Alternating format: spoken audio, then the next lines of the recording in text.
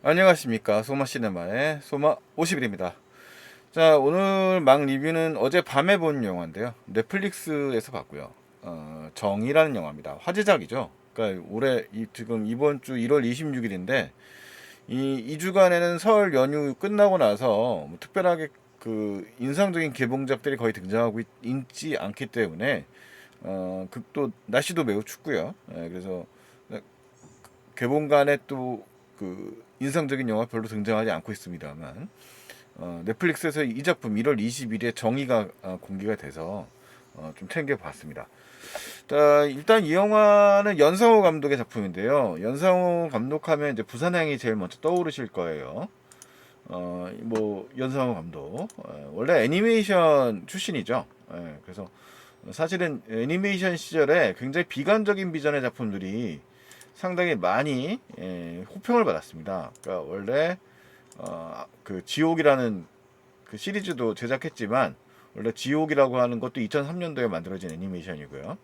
돼지의 왕, 그 다음에 뭐 사이비, 뭐 이런 작품들이 상당히 충격적인 소재를 애니메이션으로 만들어 냈고 2016년도에 역시 비관적인 비전을 다루고 있지만 좀비 스릴러로서의 또 재미도 상당히 강했던 부산행이 크게 인기를 끌면서 흥행 감독의 이제 반열에 오르게 됩니다. 자, 그리고 이제 그 이후에 사실 좀 행보가 이렇게 지지를 크게 받지 못하고 있는데요. 그 이후에 워낙 부산행의 성공이 크다 보니까 그 이후의 작품들이 극영화를 연출한 작품이 이제 초능력을 소재로 한 염력인데 지금 이 평가해 보시면 아시겠지만 매우 그 대중적으로 이제 호응을 받지 못했어요. 그러니까 관객들의 이제 기대를 채워주지 못했다는 거죠.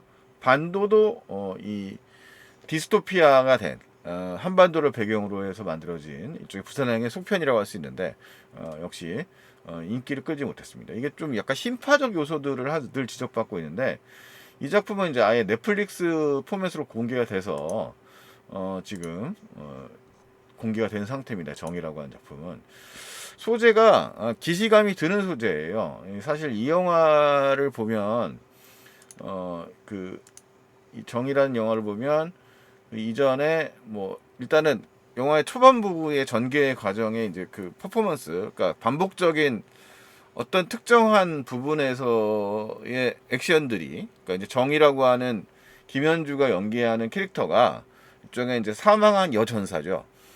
굉장히 성과가 좋았던 여전사였는데 그 여전사가 반복적인 전투를 거듭하거든요. 뭐 사실 이건 타임루프물이기 때문에 엣지 오브 투모로우는 그 엣지 오브 투모로우랑 딱 연관되지 않지만 느낌이 좀 유사한 부분이 있고요. 덩 리반 감독의 영화였죠. 엣지 오브 투모로우.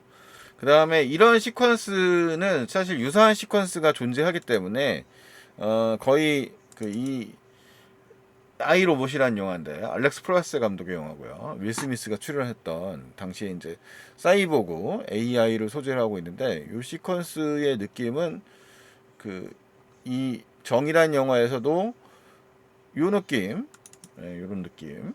그 다음에 또 어디 있습니까? 이 김현주가 이제 일종의 복제 뇌를 이용해서 만들어진 동일 모델의 사이보그로 만들어지기 때문에 뭐 이런 느낌, 이런 느낌들 때문에 유사한 느낌을 줍니다. 소재도 약간 유사하고요. 이 그 같이 이 아이로봇은 윌 스미스 인간과 그 사이보그 AI가 같이 일종의 수사에 나선다라고 하는 그런 SF 누아르의 형태의 영화였습니다. 그 다음에 이제 그 자기의 이제 그 근원을 찾아 나간다 소재였던 스티븐 스필버그의 AI도 떠오르고요. 그래서 일종의 이 정이라고 하는 영화의 제목 자체가 사실은 월이라고 하는, 그러니까 여기 이 영화의 포스터에 나와 있는 이 정의 모델 크로노이드라는 회사고 이마에 보면 정이라고 되어 있습니다. 이거 좀 크게 나온 게 있을 텐데요. 그래서 이 캐릭터가 그렇게 갖고 있는데 약간 이제 연상호 감독이 가지고 있는 그 현재까지 필모를 보면 세계관은 굉장히 비관적인 세계관을 가지고 있다는 생각이 들어요. 그러니까 이 영화의 그 시작 부분들도 보면 2194년을 배경으로 하고 있거든요. 그래서 이 기존에 봤던 디스토피아 소재 영화들과 배경이 유사합니다. 뭐 블레이드 러너나 뭐 이 콜로니 간의 전쟁은 일본 애니메이션 쪽에서도 굉장히 많이 나오는 소재고, 그래서 말하자면 섹터라고 불리우는 셀터라고 이제 더 이상 지구에 살 수가 없게 된 인류가 더 이상 살 수 없게 되어서 그 달과의 사이에, 인류와 달 사이에 우주 공간 내에 이제 우주 식민지 콜로니라고 하는 거를 갖다 셀터라고 부르는데, 그게 여러 개를 만든 거죠. 그중에서 일부 콜로니가 일종의 반란을 벌이게 되고 그들과 전쟁을 벌인다. 뭐 건담도 이제 유사한 얘기고 사실 그렇습니다. 근데 그 세계관이 그렇게 아주 중요한 문제가 아니라는 게 사실 이 영화에서 이제 그 관중들과의 기대감과 감독이 연출하는 방향하고의 좀 차이점이 있다고 볼 수 있겠습니다. 일단은 이 전체적인 이제 줄거리적인 부분은 이 영화에 대한 좀 비판도 바로 이제 그 지점에서 갈라지게 되는 것 같은데, 이 영화의 이제 설정은 이제 앞에 이제 세계관을 설명하는 부분들이 이제 앞에 꽤 나와요. 그러니까 캐릭터라고 하는 게 다른 영화들에 비해서 그렇게 복잡하지 않는데, 이 강수연 배우, 이제 그 고인 이 작품이 유작이 되셨죠. 이 강수연 배우가 연기하는 인물이 딸입니다. 딸이고, 이름이 뭐였더라? 하여튼 정희의 그 어렸을 적 딸이고, 엄마가 이제 사망한 지 30년이 이미 지난 상태에 시간이 지나서 이제 박사가 돼서 사망한 어머니 지금 이제 식물인간 상태고, 이제 뇌를 갖다가 이제 복제를 하게 되어 있는, 복제를 하고 그 복제된 어머니를 가지고서 이 인조인간 모델, 그러니까 전투형 AI를, 그러니까 안드로이드죠. 전투형 안드로이드 AI를 개발하고 있는 박사가 이제 그의 딸인 거예요. 그 다음에 이제 그 중요 인물로 유경수 배우가 연기하는 소장이 있습니다. 박사와 뭐 소장 이렇게 정도로 이제 제목을 붙이죠. 근데 이 영화가 가지고 있는 그 소재는 이제 아까 얘기했던 그런 디스토피아적 세계관과 그다음에 복제 뇌를 다루고 있다든가 AI라든가 뭐 이런 소재들은 SF 소재를 다루고 있는데, 이 영화에서 주요 동인이 되는 게 이 관객들의 예상치와는 좀 벗어나 있는 거예요. 뭐 말하자면 이 박사가 집착하고 있는 것은 결국 어머니 존재의 그 자체거든요. 그러니까 어머니가 결국은 왜 이 전투 용병이 되었는가, 용병으로 계속 전장에 나갈 수밖에 없었는가. 그것은 이제 이 딸의 결국 수술비를 마련하기 위한 것이라고 하는, 어떻게 보면 되게 달고 다른 소재인 거죠. 심파적 소재. 그것을 반복되는 거예요. 거기다가 이제 연상호 감독이 이제 거기다 이제 끼얹은 것은 뭐냐면, 이들이 그 선택할 수 있는 여지가 지극히 없습니다. 그러니까 이 세계는, 셀터라고 하는 세계는 결국은 뭐가 있냐면 그 암에 걸렸든, 그 암에 걸려서 생명을 연장할 때도 결국 보험이 없나 봐요. 복지가 없는 거지. 보험이 없으니까 결국은 이제 선택할 수 있는 여지가 A 타입, C 타입, B 타입, A, B, C 타입이 있는 거예요. 그러니까 선택의 여지는 A는 막대한 돈을 들여가지고 이제 수술을 하게 되면, 그러니까 이제 인간이 사망 이후, 그러니까 암에 걸리든 막대한 돈을 들여서 이제 수술을 해야 되는 거잖아요. 그 다음에 사망을 하든 뇌사 상태가 되든가 이제 복제를 할 수 있을 거니까 인간 복제가 가능한 거죠. 그럼 이제 하려고 하면 이제 생명을 연장한다는 개념이잖아요. 근데 거기서 이제 A, B, C 타입이 있는 거예요. A, B, C 타입은 뭐냐면, A는 막대한 돈을 들어서 자기 마음대로 살 수 있는 거죠. 인격권을 존중받을 수 있는 거고, B 타입은 일종의 국가와 계약 관계를 맺고 있는 거예요. 국가와 계약 관계를 맺어가지고 뭐 용도에 이제 자기의 자유권이 어느 정도 보장이 되지만 이제 제한이 있는 거죠. 그 디테일한 내용을 영화에 보시면 나오니까요. 설명에 나오는 장면이 나옵니다. 그다음에 C 타입이 있어요. C 타입은 뭐냐면 이제 돈이 없으니까 그 자기 거를 갖다가 그 권리를 갖다 기업에다 팔아버리는 거죠. 그러니까 계약을 기업에 맡겨버리고 그 기업은 이렇게 지금 이 정의라고 하는 모델처럼 전투 용병이었던 엄마를 바탕으로 해가지고 이제 끊임없이 뭔가 할 수 있는 거야. 기업 그걸로 이윤 창출을 할 수 있는 거죠. 초상권 같은 걸 이제 통째로 뺏기는 거죠. 그러니까 현실에서 우리가 선택할 소지에 대한 얘기인 것도 좀 이제 반영이 됩니다. 그러니까 영화 초반부는 약간 이제 빌어먹을 자본주의인 거죠. 그런 이야기들이 다뤄져 있고, 그 속에서 이제 이 강수연 배우가 연기하는 것은 이 엄마를 바탕으로 해서 개발한다는 좀 아이러니인데, 이제 이 강수연 배우가 이 엄마의 집착하는 것은 일종의 죄책감 같은 원인들이 있던 것 같아요. 그 얘기를 뭐 길게 하는 건 아니지만, 이 영화 사실 러닝타임이 아주 길진 않거든요. 그래서 뭐 앞에 봤었던 뭐 AI라든가 아이로봇 같이 그 디테일한 플롯이 충분히 설명되는 면은 없어요. 그 점이 좀 어떻게 보면 아쉬운 점이 있습니다. 그래서 그런 지점들이 그 작동하는데 좀 한계가 있는데, 어쨌든 이 영화에서 등장 인물들이 작동하는 원인은 그 모성이라는 것이 있습니다. 그래서 영화에서는 대립적 요소로 등장하는 게 바로 유경수 배우가 연기하는 소장이기도 한데, 그 소장이라고 하는 인물은 여기 이제 이런 모델관계의 설명이 나오죠. 이게 떠날 때 딸의 수술을 앞두고 작전에 투입됐기 때문에 엄마가 보여주는 그런 모습이에요. 김현주 배우가. 딸이 어린 시절이고, 강소연 배우 어린 시절이고요. 그 다음에 이제 그 대립적인 요소를 말씀드렸는데, 유경수 배우도 일종의 유사 부자 관계를 맺고 있는 인물입니다. 영화 속에 등장 인물 중에서. 근데 그 부자 관계라고 하는 걸 이제 본인도 인식을 잘 못하고 있긴 하지만, 이 관계라고 하는 것이 일종의 인공복제에 의해서 이어진 관계이기 때문에 진정한 그 가족적인 관계라고 말하기도 어려운 뭐 그런 설정이고, 그 양자가 역시 그렇게 대접을 하고 있고, 그 사람은 이 원본이 되고 있는 유경수 배우가 연기한 소장의 오리지널이 되고 있는 존재 역시도 지극히 자본주의적 가치관을 가지고 있는 거죠. 그래서 되게 전통적 가치관을 가지고 있는 인물이 이제 강수연 배우가 연기하는 딸 박사고요. 그 다음에 이제 그의 엄마인 정이라고 할 수 있는 인물입니다. 그래서 아까 이제 맨 처음에 제가 던졌던 것처럼 연상호 감독이 굉장히 그 디스토피아적 세계관을 가지고 있다고 얘기하는 건 뭐냐면, 부산행이라는 것도 결국 좀비 아포칼립스였던 거고, 그 속편인 반도도 마찬가지였던 거고, 우리가 이제 욕을 많이 먹었던 염력이라는 영화도 마찬가지인데, 이 절망적인 세계예요, 모두 다.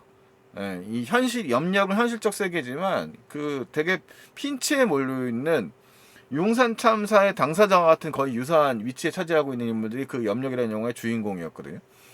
근데 이 영화의 정의에서도 결국 선택지가 없습니다. 가난하고 어려운 사람들은.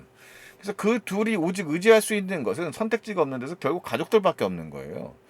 근데 그 가족이라는 게 지극히 절망적 상황의 범위 내에서 유일하게 삶을 이어가야 될 이유일 수도 있는 거고, 그렇기 때문에 그것이 기꺼이 희생할 수 있다라고 얘기할 수 있는 겁니다. 그러니까 이게 되게 한국 팬들한테는 되게 익숙한 얘기입니다. 되게 친숙한 소재잖아요. 엄마가 희생하여. 이 정이란 영화는 좀 다른 선택의 범위로 이제 프로그래밍 되는 얘기가 나오는데, 뭐 그건 영화를 좀 보셔야 될 것 같고요.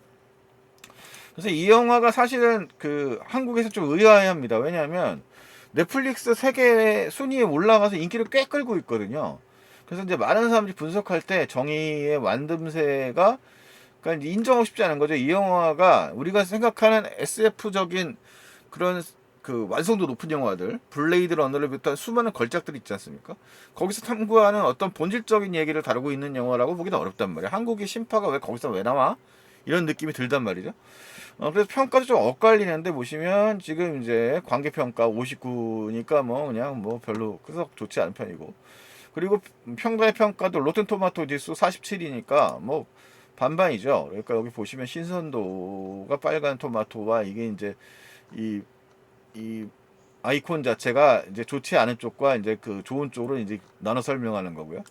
그 다음에 이 평가도 5.4 정도니까 그렇게 좋지 않단 말이에요. 그러니까 이렇게 썩 좋은 편이라고 말할 수 없는데, 그런데 왜 대중들은 이렇게 전 세계 팬들이 이렇게 시청률이 꽤 높은 것인가? 그러니까 이 영화가 기본적으로 그 뻔한 얘기를 하고 있는 것 같은데 흡인력이 있어요. 말하자면, 그러니까 뭐 되게 지루한 얘기 같고 뻔한 얘기인 것 같고, 뭐 그렇게 특별하게 액션도 스펙타클해 보이지 않는데, 후반부의 액션 시퀀스에 대해서는 되게 평이 좋은 것 같더라고요. 그 부분에 한해서는. 그러니까 영화가 영화의 초반부에 오프닝 시퀀스에서 이 김현주 배우가 연기하는 정이라고 하는 캐릭터가 반복적인 장면에서 거듭해서 계속 그 멈춰 서거든요. 근데 그 원인이 결국 이제 이 영화에 아까 설명드렸던 모성이라고 하는 부분에서 기인해요. 뭐 그 장면은 영화에서 확인을 하시고. 그래서 그것도 사실 설정상으로는 납득이 잘 안 가는 부분이 있는 게 뭐냐면 이 정이라고 하는 오리지널, 그러니까 오리지널에 이제 그 아까 강수현 배우가 연기한 아역의 강수현 배우 캐릭터에 해당되는 그 엄마잖아요.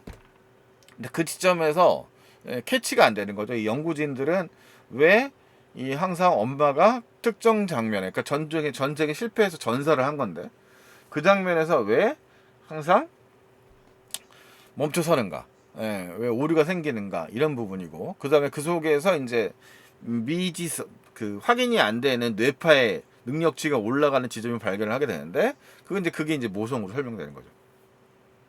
그러니까 이 정이라고 하는 캐릭터는 결국 자신의 딸을 살리기 위하겠다는 의지 하나로 이제 의지가 강력하게 움직여야 된다라는 건데 약간 이성적인 판단이라고 말하기 사실 좀 어렵습니다. 과학적이라고 말하기 사실 어려운데 이제 그만큼 연상호 감독이 그런 지점에 대해서 되게 강조하고 있고, 아까 말씀드렸던 것처럼 이건 감정적 요소라고, 과학적이라기보다는 감정적으로 우리가 살아가는 의미 자체의 포인트를 거기에 두고 있다고 이해하고 있는 것 같아요. 만약 그것마저 없다면 세상은 어떻게 될까? 이런 생각을 하고 있는 게 아닐까라고 제가 감히 유추를 해봅니다.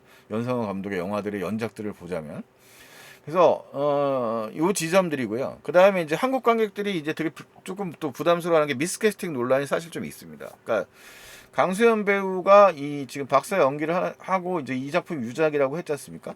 이 작품인데 약간 이제 얼굴이 그 젊은 전성기가 한참 지나고 있고 굉장히 오랜만에 영화거든요. 그래서 약간 이게 그 얼굴이 좀 약간 부어오른 느낌이 있어요. 뭐 보톡스 시술을 받으셨는데 어쨌든 그런 부분들도 약간 톤도 약간 이제 되게 그 오버하지 않고 이렇게 톤 다운이 되어 있는 상태에서의 그런 부분들에 대한 좀 어색함도 있고, 그 다음에 이제 이 연상호 감독의 영화에 계속 출연하고 있는 김현주 배우의 경우도 과연 여전사로서의 느낌이 잘 살아있는가 라는 설명도 의심도 좀 들죠. 아무래도 이제 김현주 배우 캐릭터가 그동안 그런 식의 좀 전사 액션 이미지가 강한 캐릭터가 아니었기 때문에 그런 느낌도 좀 드는 게 사실이고, 이제 나이도 꽤 많은 배우시고, 근데 뭐 모성의 느낌은 오히려 강할 수 있지만, 그리고 유경수 배우가 이제 농담입니다 하면서 이제 출발하는 이 좀 뭔가 사이코 연기인데 그 사이코의 캐릭터 연기의 톤도 약간 뭔가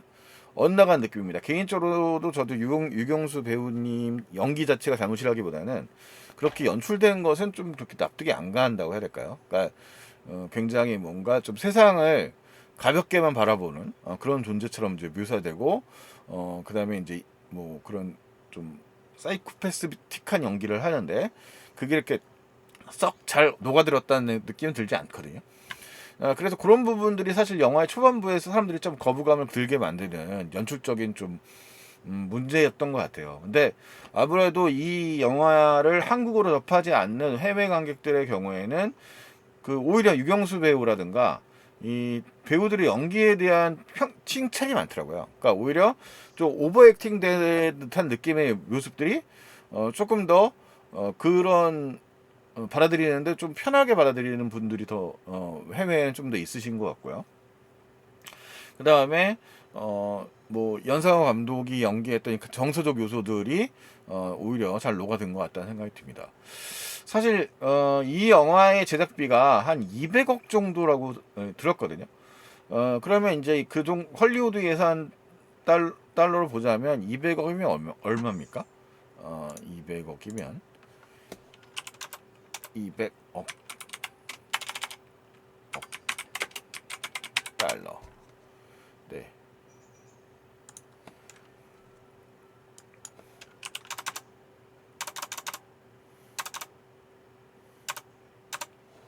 (1623만) 달러입니다. 그러니까 우리나라 현재 환율상으로 봤을 때 200억이면 1623달러인데 사실 때깔상으로는 영화가 괜찮은 편이에요. 그러니까 이 미술적 요소라든가 시각적 요소들의 경우에는 상당히 뭐 이렇게 크게 위화감이 많이 느껴질 정도가 아니더라고요. 뭐 우리가 같은 아시아권 영화들 중에도 CG가 튀는 경우들이 많이 있는데 그 한국 영화들이 원래부터 CG 자체가 튀는 거를 안 하게 하는 방향으로는 잘하는 편이잖아요. 근데 그런 요소들이 원래 SF 영화에서 검증이 안 됐었는데 승리호도 그렇고 이 영화에서도 시각적 요소들의 표현력에 있어서는 뭐 그렇게 불만을 갖기가 좀 어렵다는 생각이 들고, 후반부의 액션 시퀀스에서도 그런 점은 잘 살아있는 편이라는 생각합니다. 뭐 그 디자인이 뭐 그 일본 애니메이션이라든가 어디서 반듯했다는 느낌이 드는 거는 뭐 우리가 SF 영화의 범주 내에서 유사한 부분들이 있을 거니까라는 생각이 들고요.